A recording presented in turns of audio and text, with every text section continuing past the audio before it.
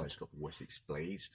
Introduces you literally the first trial of a method of keeping the wood blanks held down in a silicone mould when you resin pour.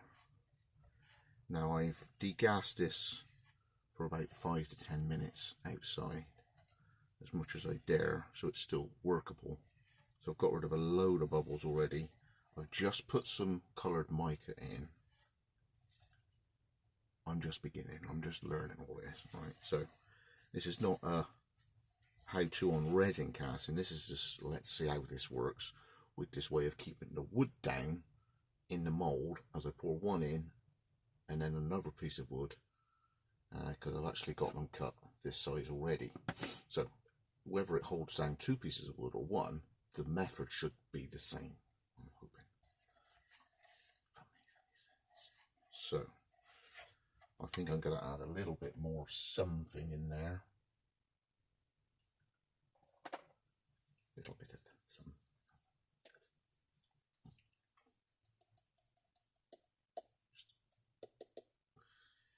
I'll see.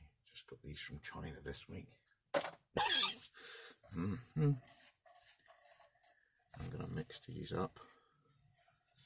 So the molds themselves are silicone, basic silicone that you buy from a Screwfix or a B&Q, and I just squidged the whole pack, 3 at a time, 4 at a time, 5 at a time, into a bowl with half a bottle of washing up liquid, and then you pick the thing up as a big mass and you try and get it all together without any too much water and silicone, and it stops it sticking to your fingers because of all the washing up liquid. So it's sort of a release agent as you're going, and then I flob it in a box with a block in. So that would be the outer box, and then varying blocks, and you've worked out that the volume, and it just sort of like, that's the volume once I know the size of the actual mould that I'm making of the resin. The actual block, I mean, that is 3 tubes of silicone, so it's 930ml-ish, and that's about it. I dragged the top level on that one. On the big one up here, I have, where's he here, that's 5 tubes, and I didn't get to the bottom of the box, it didn't come up high enough, so it's not actually quite flat. So that's over 5 tubes of silicone. Alright, I think that's going to work. So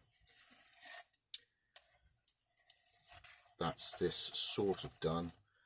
So when I've poured that, any extra I'm going to pour into my pyramid mould, and whatever it comes up to is whatever it comes up to. That's my wastage. I make a paperweight, so I don't have any loss of resin for the time and trouble and mica have gone to it. So let's see how it goes. It's all new to Williams, so you should be able to see. Is it there yet? Okay, I'll move you back a bit. There's the mould. There's the mould. There's the blocks. And my plan is the thin cutting mats that are polypropylene from like Asda, the thin ones, or you can get from Amazon, so they're not very thick.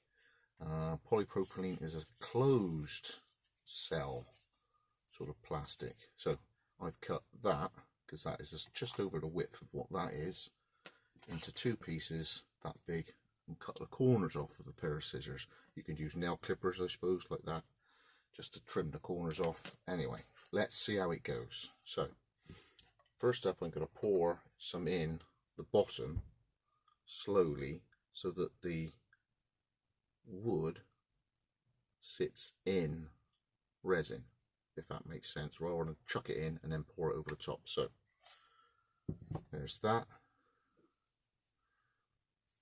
Should be able to see it looks quite nice.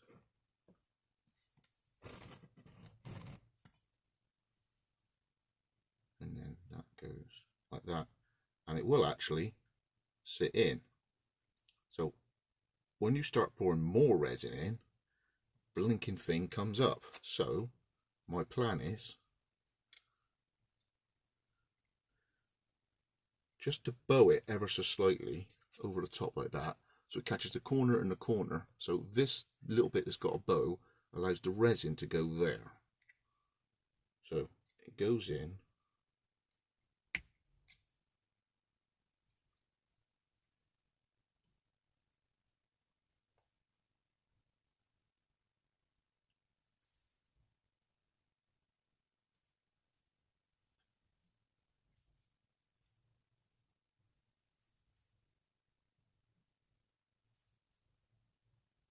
Okay, so it's held down by the corners, but the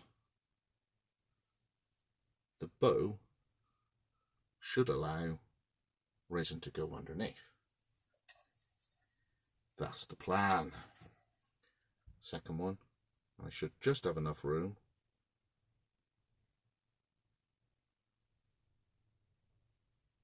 Polypropylene not sticking to the resin anywhere like as much as a lolly stick would. That's my plan. So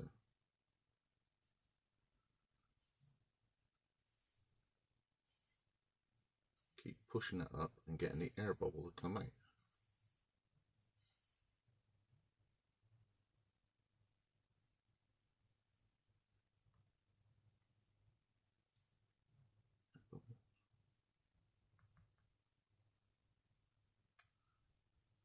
Okay.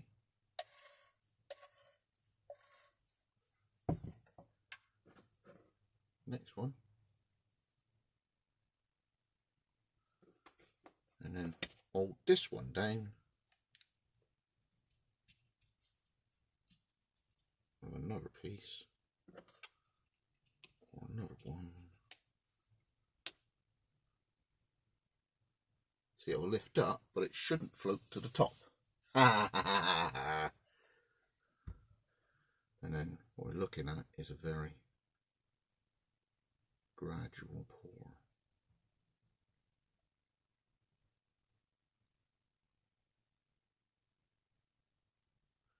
Because the volume will be more because I bowed the edges out, if that makes sense.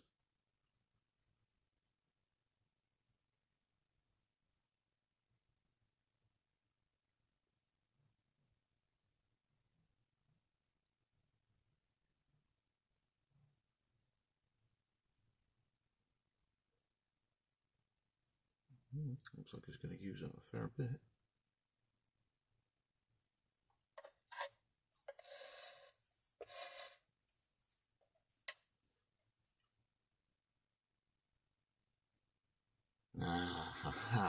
I'm guessing it's working because without those polypropylene strips holding it down, the wood will lift to the top and you probably end up with the two together and you'd be trying to bounce all the two blanks apart, whereas there should be a decent gap there now.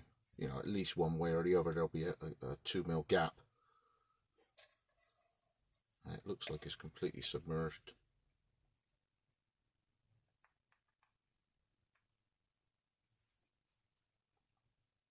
Looking good. Excess go into the pyramid mold.